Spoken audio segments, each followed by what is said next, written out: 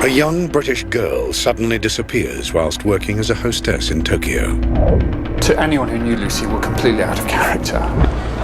She was the kind of girl who kept in very close touch with her family back home. Her father is in despair and angry at the official Japanese response. It was just incredibly slow and frustrating. We're just sitting there thinking, where is Lucy? Where is Lucy? But a determined fight for justice from her family transforms a local missing person case into a global story. We'll do everything we can. We're working closely with the Japanese authorities here. Sparking the biggest criminal hunt in Japanese history, the investigation uncovers the horrific and deadly fantasies of a millionaire playboy. He is indeed a very dangerous person, sexually very dangerous. This is how the man referred to as a beast with a human face was finally brought to justice.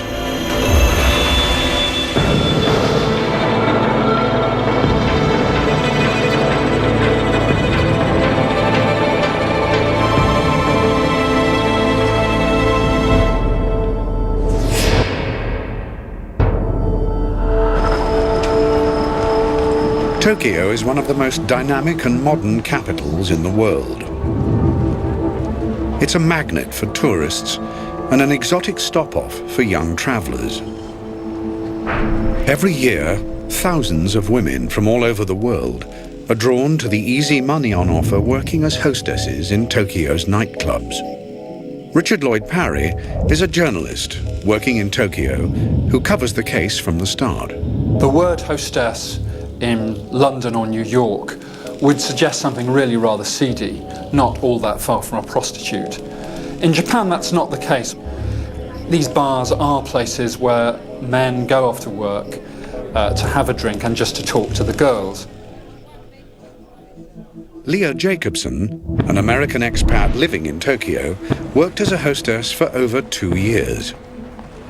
Our job there is to make the men feel special, to boost their egos.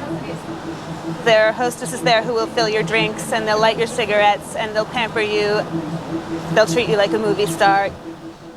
But for many Japanese men, one specific characteristic is valued more highly than conversation or the company of young women. There's definitely a lot of men who have a specific fetish for girls who have blonde hair and blue eyes, and there are clubs that cater to that fetish specifically. On the 4th of May 2000, Lucy Blackman, a 21-year-old former air stewardess, arrives in Tokyo with her friend Louise Phillips. They've come to make some money, and more importantly, to experience the vibrant cultural life in Japan. Lucy's father, Tim, recalls his daughter's decision to head to the Far East. She had been working as an air hostess with British Airways with her friend Louise, and they both decided they were going to do this exciting piece of travelling. So they both jacked in their jobs with British Airways and made these travel plans. After a few weeks in the city, Lucy and Louise find hostess work in the Casablanca Club in Tokyo's Roppongi district. But unbeknownst to Lucy and Louise, there can lurk unseen dangers in these dimly lit and sleazy bars. Akio Kuroki served in the Tokyo Metropolitan Police for 23 years before becoming a crime reporter. He knows the Roppongi district well. I think pleasure district is the best way to describe the area. There are a lot of very high-grade bars employing equally high-level hostesses. Sometimes the bars would make you get involved in criminal activities such as prostitution, selling drugs, or in some cases making connections with gangsters. For the ordinary Japanese, Roppongi is a very dangerous district.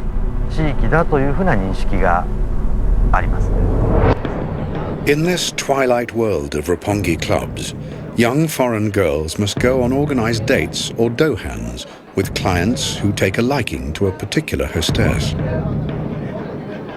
These men pay the club a hefty fee to take a girl out for dinner, but they must return them to the club after the date is over.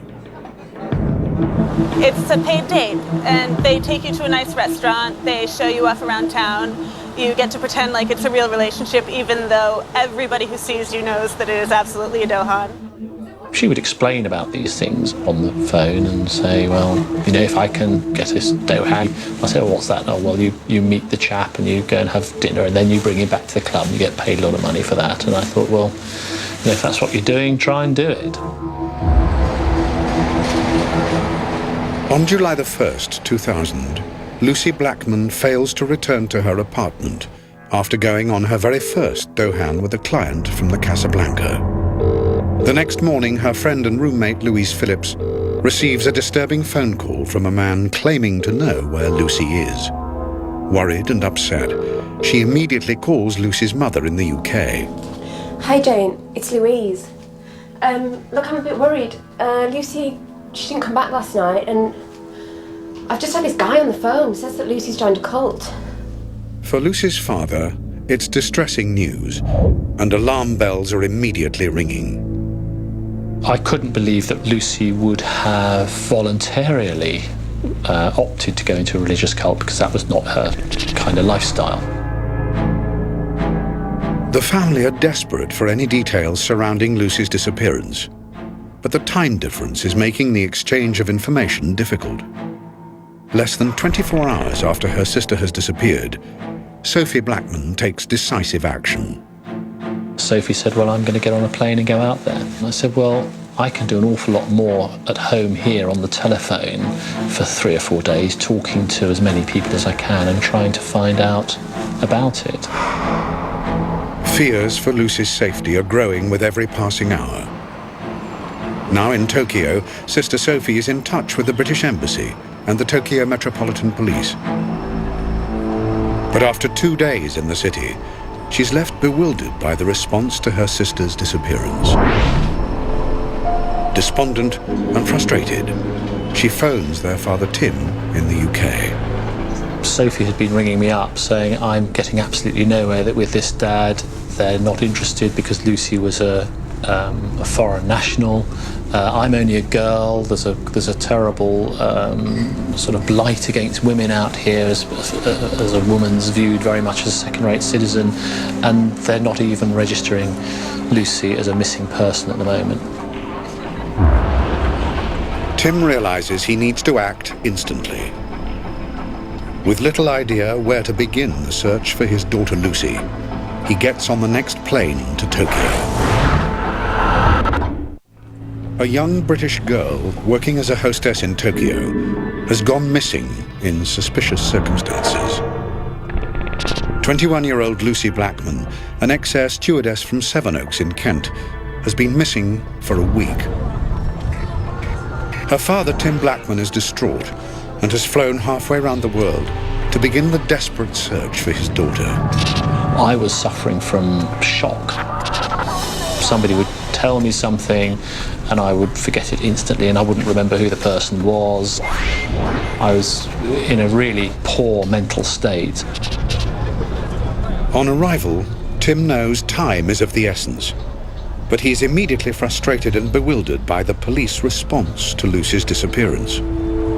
They say, well, she's an adult, you know, she's only been gone, 2 or 3 days, she's just gone off on a bender somewhere, so we're not going to waste our time on that. But what is most alarming is Lucy's abrupt lack of communication. To anyone who knew Lucy, were completely out of character. She was the kind of girl who kept in very close touch with her friend Louise, with her family back home. Hi, Sophie. Sophie, it's me, it's Lucy. She was always calling. Yeah, you're right. Yeah. Even if she didn't have anything very much to say. Yeah, the food is... Persuading the Tokyo police that their concerns are well-founded is a hurdle Tim and Sophie must try to overcome. Sophie and I would go to the police station. We would sit in a little grey interview room about 10 foot by 8 foot, and nothing seemed to happen. It was just incredibly slow and frustrating, and every time we were there, we're just sitting there thinking, you know, where is Lucy? Where is Lucy?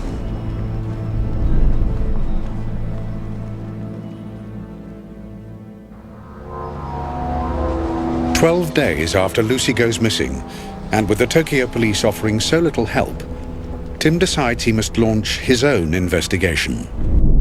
With the help of Lucy's friend Louise, a picture emerges of Lucy's last known movements. The day she disappeared, she went on a dohan, or paid date, with a customer from the Casablanca Club. I'll call you later. Okay, enjoy yourself. All right, bye. It was a Saturday morning. Lucy left the house which she shared with Louise to go off and meet a customer from the club for a date, and he was going to give her a mobile phone, which was very valuable. She didn't have one. At about 5 p.m, Lucy calls her flatmate Louise in Tokyo. Hello? Hey, Lou, it's me. Oh, hey, Liz. You right? Yeah, you? Everything's fine. It's really good. Actually, I've got to tell you, he's going to buy me a new phone, which is great. She called a few hours later, sounding bubbly, saying this chap had given her a bottle of champagne, which she was going to share with Louise.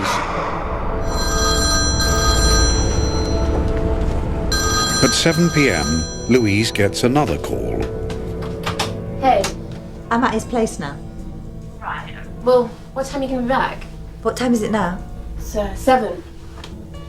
I'm going to leave in about half an hour. Right, okay.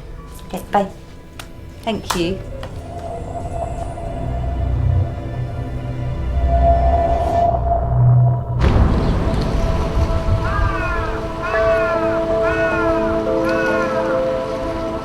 This was all the information we had, that Lucy had gone on a trip to the coast with somebody in the afternoon and hadn't come back.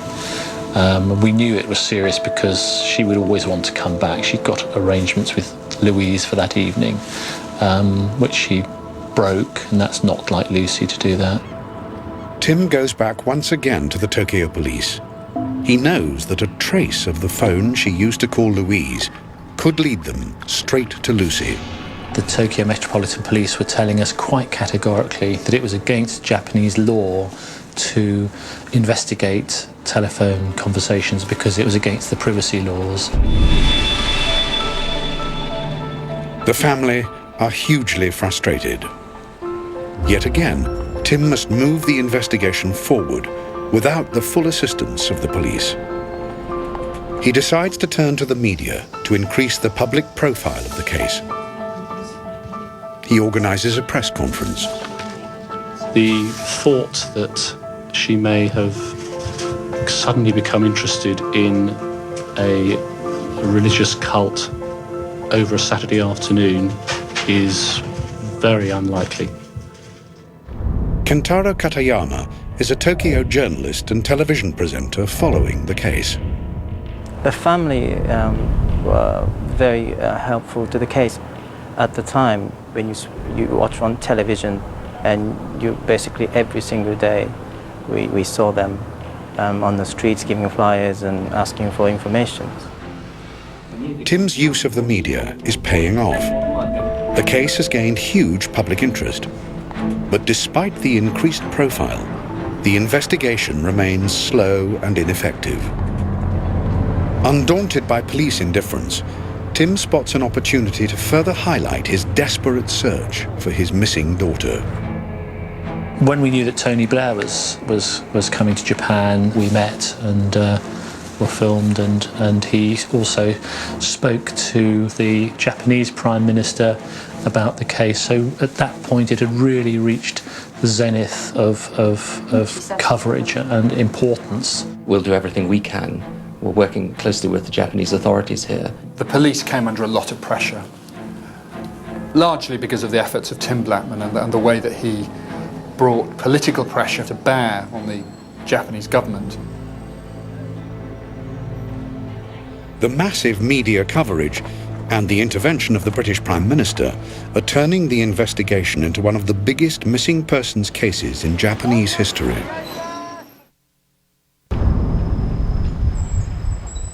But still, no new information emerges.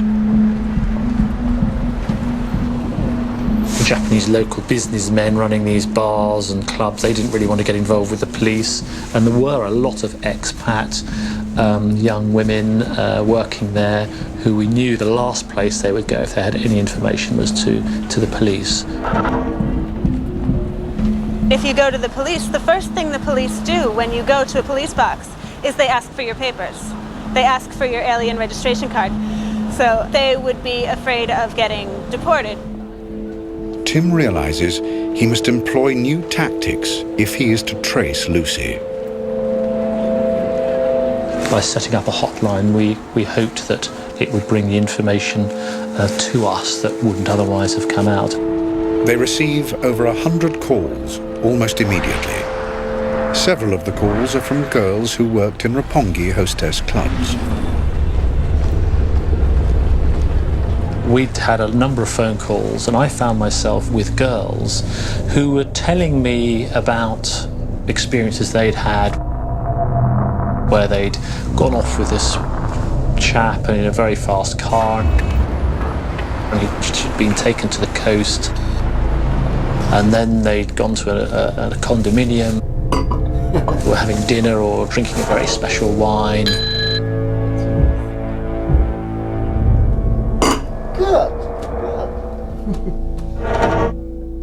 Time after time, these women described sipping this drink and almost immediately falling into unconsciousness.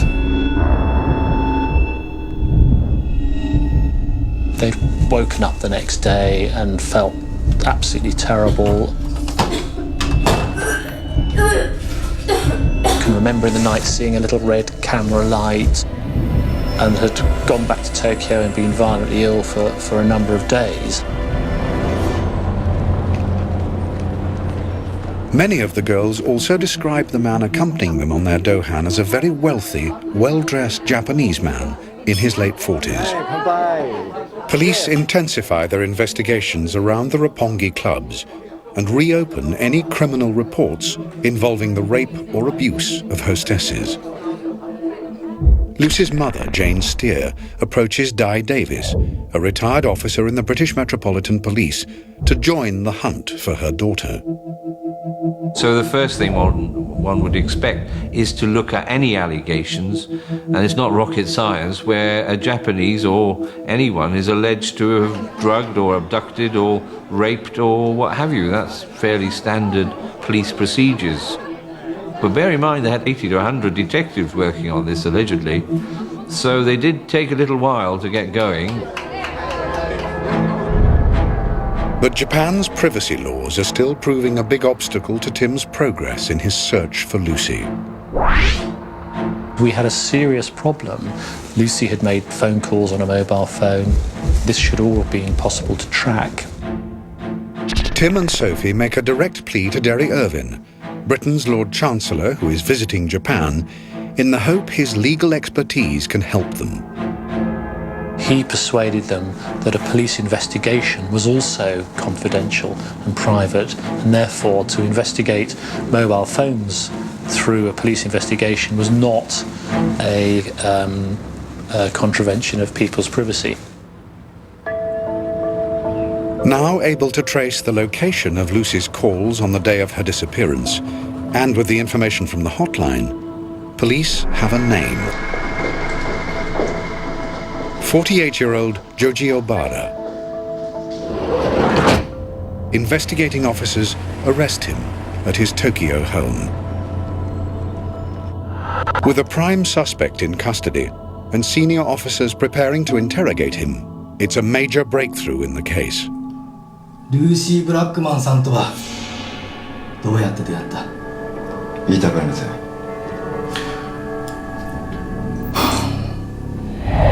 But to Professor of Law and retired prosecutor Dr. Takeshi Tsukimoto, Obara's denials could damage the case against him. 起訴した事件のうちの有罪となる割合ですね。これは We have a conviction rate of over 99%, believe it or not. This is because in Japan, judges tend to decide one is guilty or not guilty by finding evidence which is based on a confession. 傾向にあったわけであります。While interrogators push for the crucial confession, The remaining officers in the team begin searching Obara's properties for clues leading to the whereabouts of Lucy Blackman. The police raided a number of his properties all over Japan, and they found vast amounts of material. Amongst a small pharmacy of drugs, police identify several bottles of chloroform, which can be used to render people unconscious. Between 4,000 and 5,000 videotapes are also discovered and taken away by police to be scrutinized. Investigators then find a roll of undeveloped film. Once processed, it contains several pictures of Lucy Blackman in Obara's apartment and on the beach. Okay. Obara has no choice and admits to having met Lucy Blackman. ルーシー・ブラックマンさんが失踪した時、それは一緒にいたのか？ええ、確かに一緒にいました。He admitted that he'd met Lucy at the club, he'd invited her on a date. They went to his seaside house, he took a photograph of her by the sea. 逗子にあるマンションで一緒にお酒を飲みました。He wasn't denying he'd been with her in that apartment, but he denied having anything to do with her disappearance. その後また駅で別れました。それは何時に戻った？女はどこへ行った？ While Joji Obara remains tight-lipped, the police search into his background. Obara is a millionaire playboy businessman. As well as coming from a wealthy family who made their fortune from Japan's gambling parlors, he also amassed a personal fortune from property development. On the surface, he appears to be an eccentric tycoon with a fleet of luxury cars. But beyond that, little else is known. Joji Obara's character and personality are, to a large extent, a mystery. There are very few, almost no, photographs of him after he left school, after he was a boy. With Obara remaining stubborn and silent under questioning, investigators step up the search of his possessions for yet more evidence against him. They found a lot of notebooks in which he'd recorded his encounters with women going back to his youth. There were some names in there. They couldn't always identify the people concerned, but in some cases they could. In one disturbing diary entry, Obara has scrawled, "Too much chloroform." 21-year-old Lucy Blackman has disappeared whilst working as a hostess in Tokyo. Police have mounted one of the biggest criminal investigations in Japanese history. 4 months after Lucy went missing, they now have a prime suspect in custody, a wealthy playboy called Joji Obara. In the search for Lucy, police examine Obara's diaries, which contain hundreds of women's names. Next to one name is a disturbing entry scrawled, "Too much chloroform." Her name is Karita Ridgway. Police investigate further and make a shocking discovery. Karita Ridgway was working as a hostess in Tokyo in 1992. One morning, her sister got a phone call to say that Karita was in the hospital. She rushed over there to discover that her sister was very ill.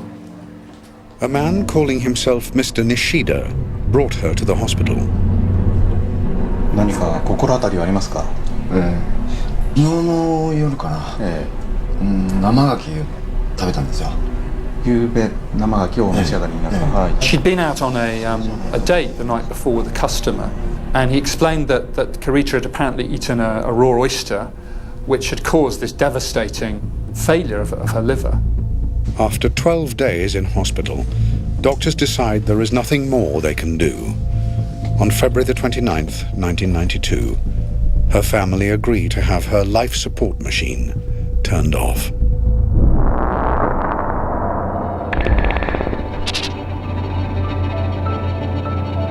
Police at the time don't investigate the case.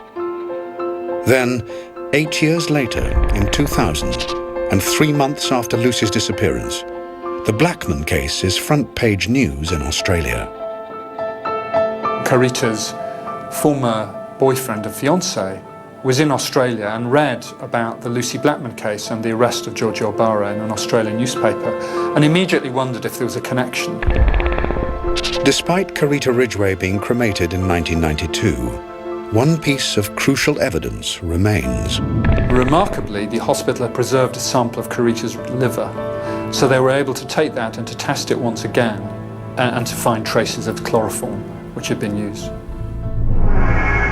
Detectives now had another element to their investigation of Giorgio Barra, and a potentially vital clue to what may have happened to Lucy Blackman. Police now turn to Ibarra's vast collection of videos for evidence and make a horrific discovery. In countless tapes, a masked Ibarra is seen administering chloroform and then raping unconscious victims. In Japan, raping unconscious women is known as jungokan. It is an act sought out by sexual fetishists. On one of Ibarra's tapes, the cause of Carita Ridgway's tragic death emerges. The Japanese police eventually found the video of Giorgio Barra raping Carita Ridgway and were able to show that her cause of death was not a bad oyster. It was the drugs which Barra had given to Carita to send her unconscious so that he could rape her. Police know they are dealing with a suspected serial rapist and murderer. They charge Ibarra with the rape and killing of Carita Ridgway and the rape of a further 8 women. The news reaches the Blackman family. I was reading this stuff just as much as anybody else was and thinking, wow, this bloke's really weird. But I hadn't thought that he was Lucy's killer. Only because I was probably blanking that out. Tim is back in the UK, having decided to fly back from Tokyo in September 2000. As well as receiving donations from well-wishers, he has spent tens of thousands of pounds searching for his daughter. He is depressed and drained. Further evidence suggesting that Lucy may have never left Ibarra's apartment paints a bleak picture. They found on the hard drive of his computer internet searches he'd done for things like sulfuric acid, information on how to get rid of a dead body. Investigators retrace Ibarra's movements around the time Lucy disappeared. もしもし、連れの女性が薬物中毒になったんですが、どうしたらいいか教えてください。Phone traces from Ibarra's home reveal that on July the 2nd, he made several calls to local hospitals, asking them for advice on how to deal with a victim of drug overdose. ちょっとやってみます。はい。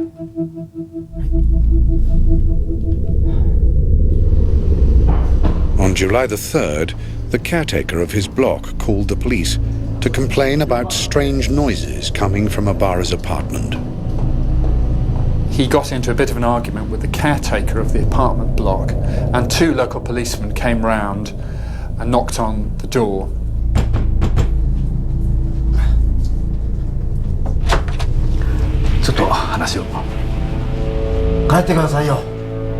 He was described as sweating, looking agitated. He didn't want to let the police in. 7月6日、部屋の中に入れなかったのはなぜだ。ちょうどトイレのタイルの張り替えをやっていて、それにシャワーを浴びたばっかりだったんで。He aggressively told them to go away. もういいでしょ。帰ってくれ。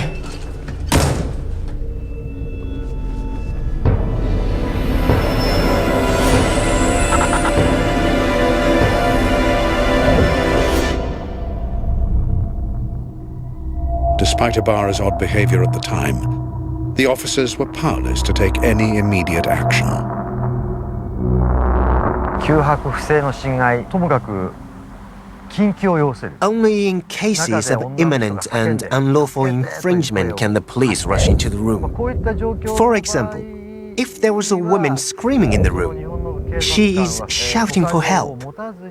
They must have made the judgment at the time that there was no need for it, or the policeman must have been totally tricked by Mr. Obara.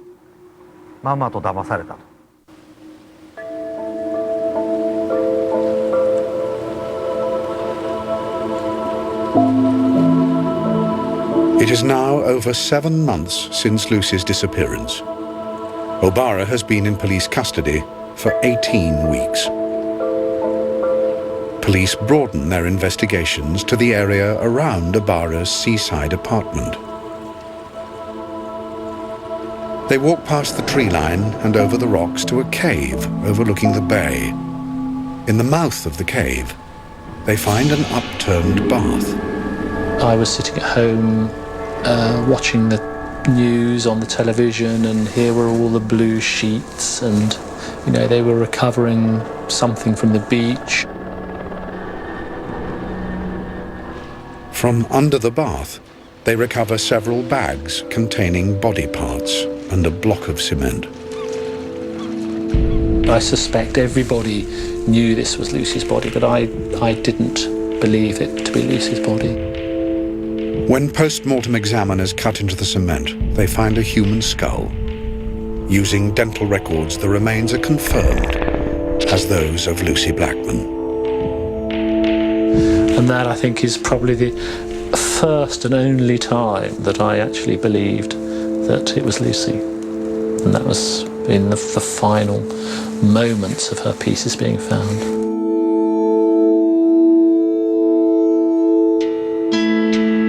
The long search for Lucy Blackman has come to a harrowing end. The journey to bring her killer to justice is about to begin. But Joji Obara is denying all the charges against him. じゃあこれはどうだ。部屋かどこかでルーシーさんをバラバラにして洞窟に埋めたんじゃないのか。それは黙秘します。 With no confession, the job now falls to the forensics team to begin gathering clues from Lucy's remains. One piece of evidence becomes clear: the tool used to dismember Lucy's body. Forensic pathologist Dr. Masahiko Ueno explains. The cross-sections of the cuts are jagged, packed tight with small jagged cuts. When a handsaw is used, the space between each jagged cut is wide, because the sawing movement is long. When a chainsaw is used, however, the movement involves lots of vibrations, so the cut surface becomes very jagged. Receipts found by police confirm Obara purchased a chainsaw only days after Lucy disappeared. But beyond this, there were no significant forensic clues. They couldn't say what had caused Lucy's death. They couldn't say exactly when she died or where she died. There was no smoking gun. There was no DNA evidence, for example, hair or semen from Obara on Lucy's remains. And the reason for this was really that her body, which had been cut into pieces, had been in the ground for 7 months in this wet, sandy ground. And it simply wasn't in a condition where you could take clear samples and determine what had killed her. It's a major setback for the investigation. Immediately, questions are asked as to why the police didn't find the body earlier. They used all their methodology towards getting an admission of guilt from Obara without necessarily progressing other factors which might have advanced the investigation towards finding Lucy's body. And it was only when they finally realised they were up against the buffers, which was probably Christmas time, that they started to think, well, we'd better find another way of finding what's happened to Lucy. Some people have suggested that the police knew where her body was from quite early on, because they searched the area with dogs. Why didn't they find a dead body? So it could be that they did know, and they left the body there because they wanted Joji Obara to lead them to it. They wanted him to confess. それでも認めないのか。はい、認めません。If they did that, they miscalculated badly. The prosecution case will have to be constructed from the overwhelming circumstantial evidence they have amassed against Obara. According to the prosecution, 10 or 15 years, he was a serial abductor and rapist of women whom he drugged and raped while unconscious. They would get to this apartment which he kept in the town of Zushi. Okay, please. And they would come in and he might order food and he'd offer them a drink. Would you like a drink? Yeah, okay. He would urge girls to try a rare wine, which he would tell them came from India or the Philippines, to account for the funny taste of this drug-laced beverage. It's considered good luck to drink in one. In one? If not, bad luck. Hey, hey. Kanpai. Kanpai. The prosecution alleged that this was how Obara rendered Lucy unconscious on the night of the 2nd of July, 2001. Lucy. Hey. Hey.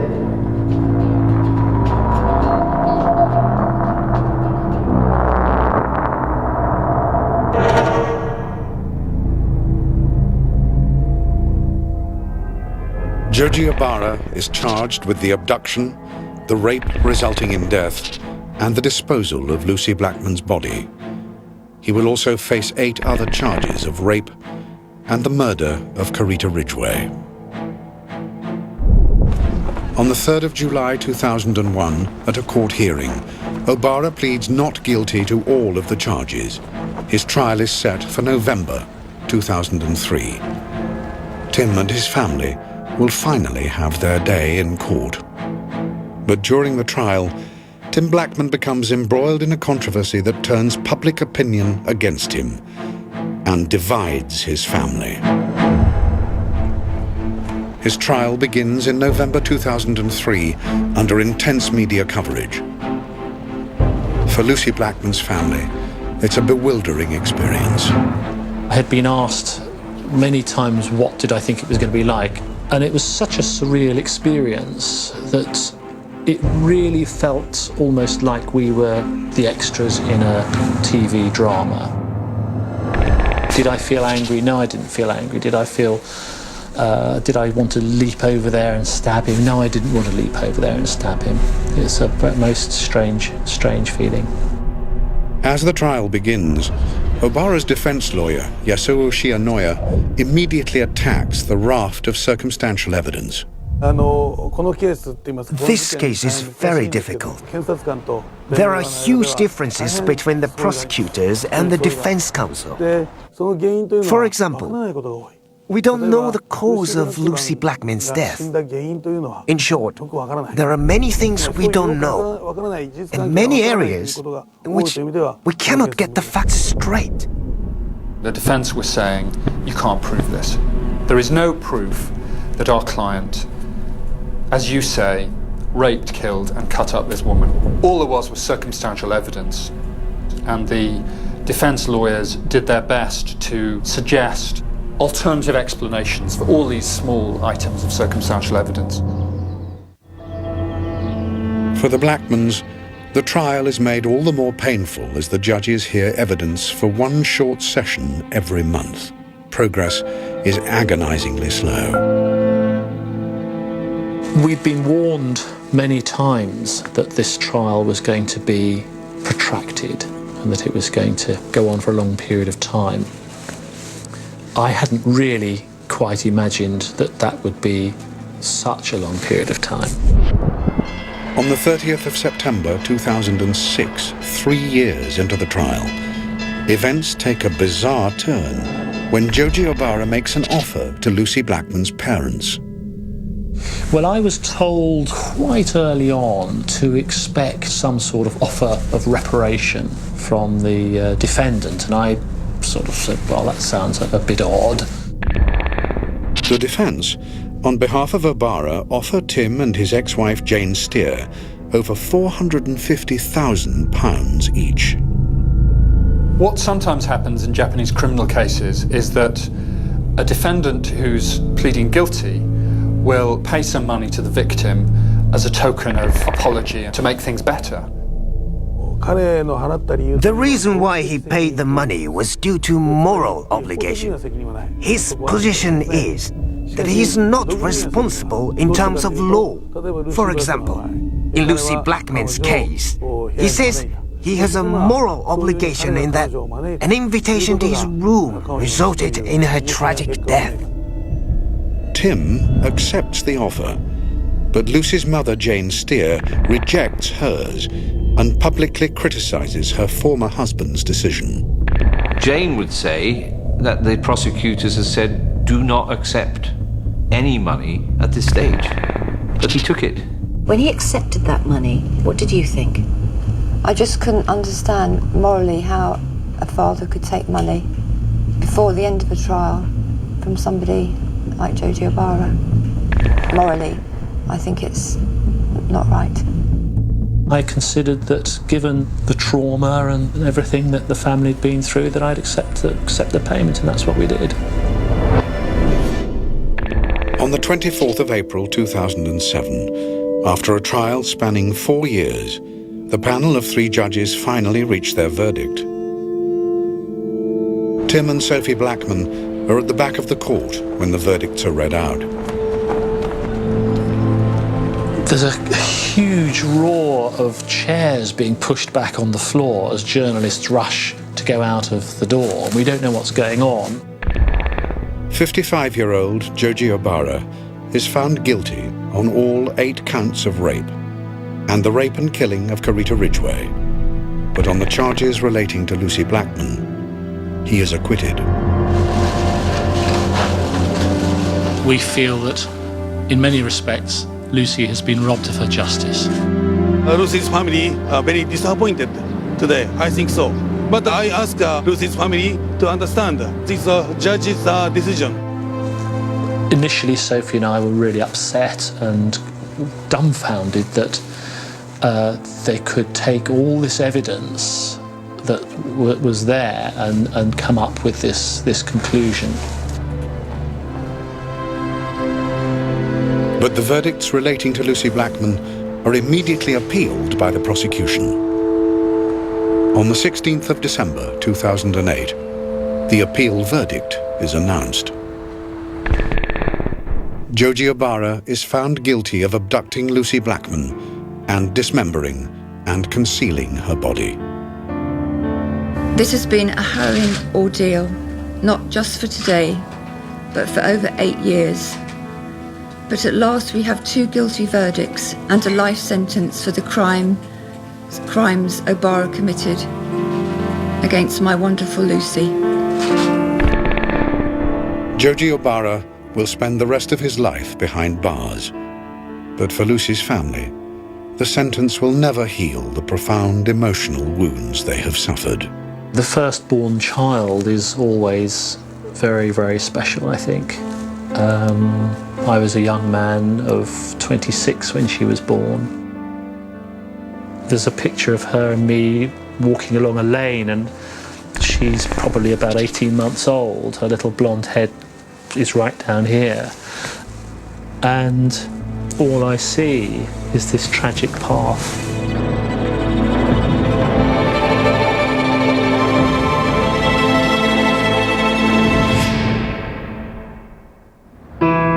接下来，他们亲手打造的杰作已经成为重型机车史上的传奇。